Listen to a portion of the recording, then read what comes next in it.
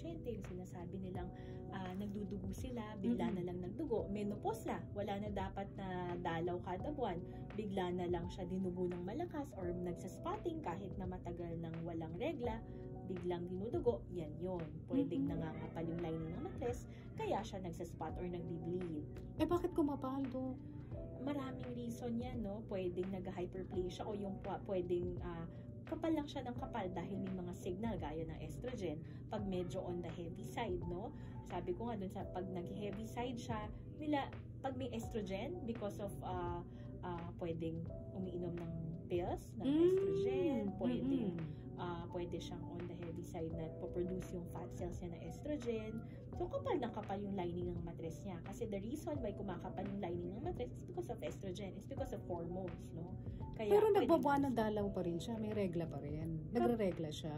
Kapag kumakapal yung lining ng matres. Yes, pero pag nire-regla minsan, ang tagal, ang dami, no? Kailangan salina ng dugo, kailangan uminom ng gamot para tumigil, no? Yung iba naman, hindi na siya buwanan. Araw-araw, every day in a month, dinudugo. Yes.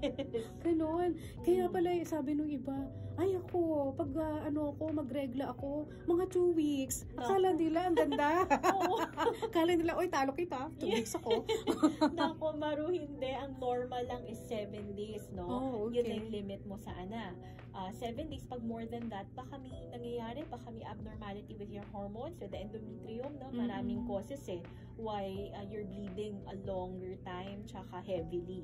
Oh, wow! So, hindi mo pala dapat ipagsaya yun. Yes. Na ikaw ay malakas mag-mens. Yung iba nga raw, da-diaper pa, no? Kaysa sobrang lakas. Oo, yun. Yung mga ganyan, no? Pwede kasi ang kapal-kapal ng lining ng matres or pwedeng ang gulo-gulo ng hormone system nila, kaya nagdudugo ng iba't ibang dami at araw. Pero nananakit ba yung puson, Dok, kapag na makapal yung lining ng matres mo? Hindi naman Hindi naman nananakit. Kaya yung iba hindi pinapansin, kala nila okay lang pagdudugo. Wala naman akong sakit na nararamdaman. Hindi magpapacheck up yung gano'n. So walang dysmenorrhea, walang paglaki nun dyan?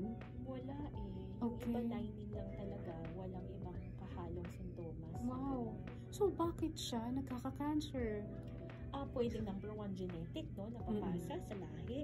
Pangalawa naman, pwedeng environmental factor na made you predisposed to have changes in your endometrium. Parang nagmutate yung genes, nagiging tuloy-tuloy yung pagtubo, pumapangit din yung cells dun sa tumutubo.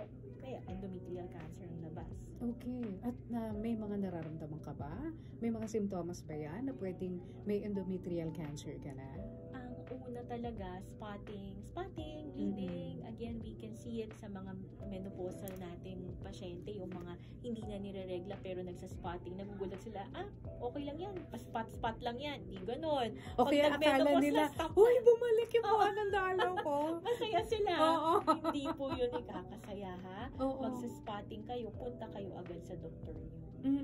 Paano ba masasabing menopause ka? Mga ilang buwan o taon na hindi ka na nagre-regla? Ang menopause, ang technical term dyan, no, ay ang technical definition is isang taon ka nang walang regla. So, hindi ka na, so 12 buwan, no, 12 months, hindi ka na nire-regla, you're already menopause. Pero dapat may nasa edad ng menopause. Yes, of hindi course. Pwede mga 30 pa lang. Hindi pwede. Tapos isang taon uy, baka menopause na ako.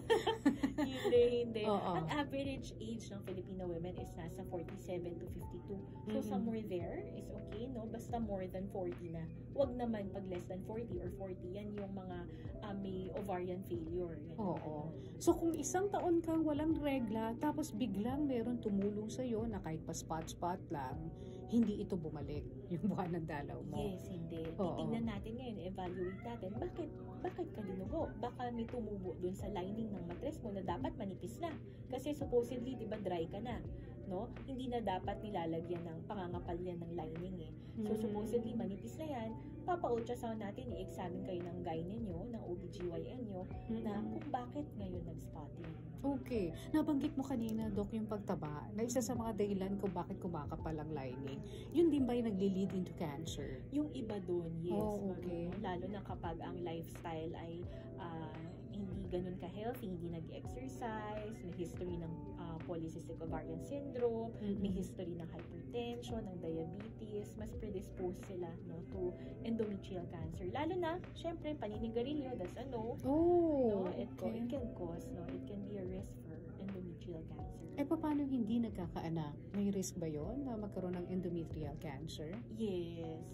Oh no, talaga? Bakit? Mas doon, ovarian cancer ovarian cancer pala yun, no? But pang ovarian cancer, ibang usapan naman yun, pero sa nolly-gravid o hindi nanganganak, mas may risk ang ovarian cancer. Okay. Pero endometrial? Not so much. Not so much. Pero pwede pa rin, lalo na kung tumaba nga.